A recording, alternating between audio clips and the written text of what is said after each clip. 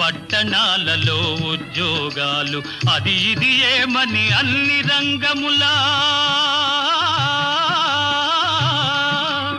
అది ఇది ఏమని అన్ని రంగముల మగధీరులనెదిరించారు, నిరుద్యోగులను పెంచారు. లేచింది నిద్ర లేచింది మహిళా లోకం.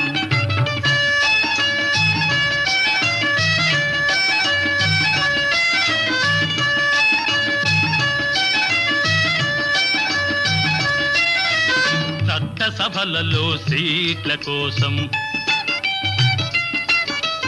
భర్తలతోనే పోటీ చేసి,